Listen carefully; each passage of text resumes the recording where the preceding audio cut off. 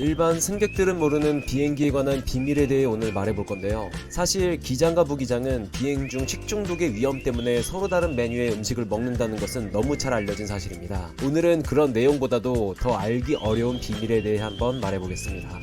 비행 승무원들은 비행이 취소되면 수당을 받을 수 없다는 말 사실일까요? 결론적으로 말씀드리자면 맞는 말입니다. 물론 회사마다 비행 수당의 기준이 굉장히 다른데요. 일반적으로 승무원들은 기본급 이외에 비행 수당을 받습니다. 이 비행 수당이 기본급보다도 더 많은 것이 일반적인데요. 비행 수당은 말 그대로 비행을 할 시 나오는 수당입니다. 그런데 이 비행 수당을 계산하는 비행 시간은 회사마다 그 적용이 조금씩 다릅니다. 비행을 위해 회사에 도착한 시점부터 비행 시간으로 잴지, 아니면 비행기에 들어간 시점부터 비행 시간으로 포함할지, 혹은 비행기가 엔진을 켠 시점부터 측정할지, 혹은 비행기가 이륙을 위해 문을 닫은 시점부터 측정을 할지 굉장히 애매합니다. 이는 회사마다 차이가 조금씩 있는데 우리나라의 대부분 항공사에서는 이륙을 위해 문을 닫은 시간부터 도착지 공항에 도착해 다시 문을 연 시간을 기준으로 비행 시간을 산정해 비행 수당을 주고 있다고 합니다. 따라서 비행이 취소되면 승무원들 역시 비행 수당을 받을 수 없다는 말은 어느 정도 맞는 말입니다.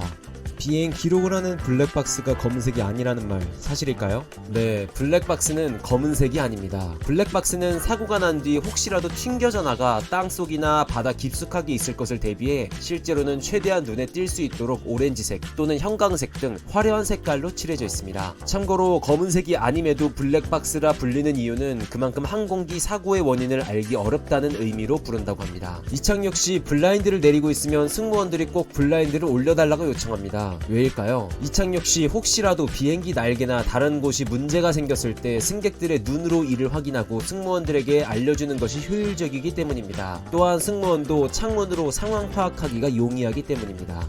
비행기 화장실 문은 밖에서도 열 수 있다는데 사실일까요? 비행기 기내 화장실은 비행기의 안전이나 혹은 테러 방지를 위해서 승무원들이 밖에서 열 수 있습니다.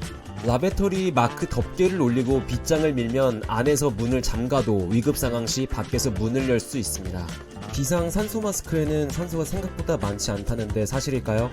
우리가 항상 이륙 전 위급 상황에서 어떻게 사용하는지를 들었던 산소 마스크에는 대부분의 사람들은 몇 시간 정도 호흡을 할 수 있는 산소가 있다고 생각하는데요. 사실 그 안에는 오랜 시간 호흡할 수 있는 산소가 있지 않습니다. 산소 마스크를 쓰는 이유를 생각해보면 간단합니다. 비행기는 높은 고도에서 비행을 하고 높은 고도에는 산소가 없기 때문에 비행기에 구멍이나 산소가 밖으로 빠져나갔을 때 산소 마스크를 쓰는 건데요. 사실 이런 상황이 발생한다면 파일럿이 바로 비행기의 고도를 낮춰 산소가 충분히 있는 고도까지 내려가기 때문에 너무 많은 양의 산소를 가지고 있을 필요가 없겠죠. 일반적으로 한 사람당 약 15분 정도 호흡할 수 있는 산소만을 가지고 있습니다. 비행기가 추락했을 때 1등석보다 이코노미 좌석이 더 안전하다는데 사실일까요?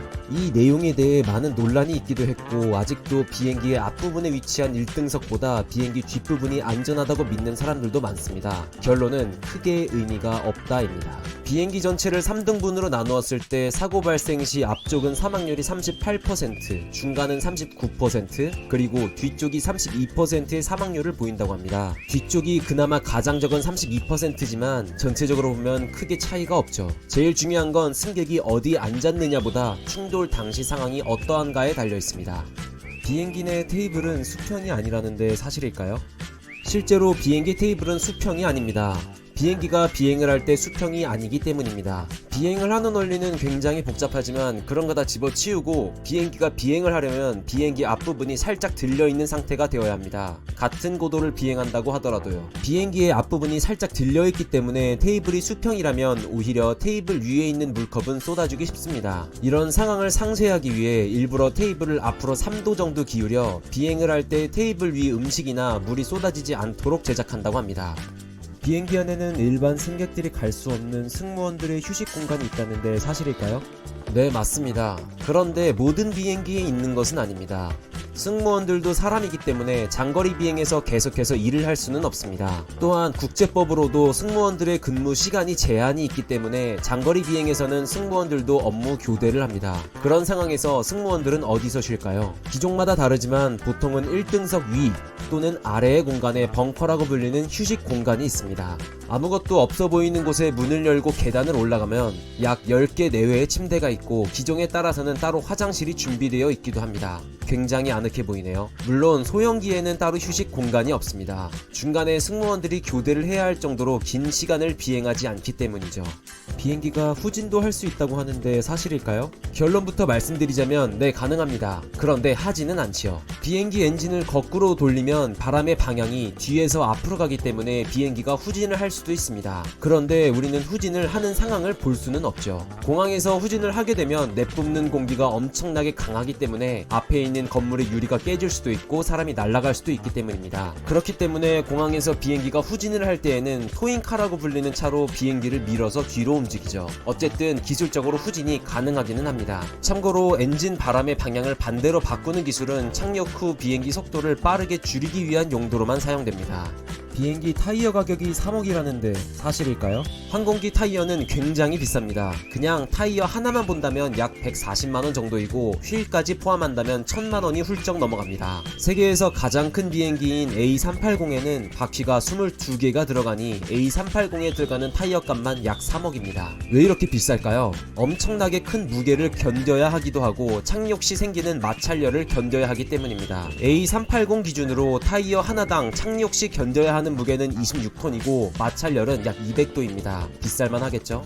비행기가 비행 중 번개를 맞으면 추락할 수도 있다는데 사실일까요? 비행기는 번개를 맞아도 전혀 상관이 없습니다. 실제로 심심치 않게 비행기가 번개를 맞고 있습니다. 항공기 한 대당 평균적으로 1년에 2번 번개를 맞는다고 합니다. 그런데 걱정하지 않으셔도 됩니다. 번개를 맞았을 때 그 엄청난 전류를 공기로 흘려보내는 안전장치가 설치되어 있어 번개를 맞더라도 전혀 문제가 없습니다. 이 장치가 설치되기 이전이었던 1963년 페남 항공기가 번개를 맞고 81명이 사망한 사고가 있었기 때문에 그 이후 모든 항공기에는 번개에 대한 안전장치가 필수적으로 설치되어 있기 때문에 전혀 걱정하지 않으셔도 됩니다. 이번에는 승객 입장에서 알기 어려운 비행기의 비밀을 준비했는데 혹시 여러분들이 알고 있는 비밀이 있으시다면 다른 분들이 알 수 있도록 댓글로 공유해 주시기 바랍니다.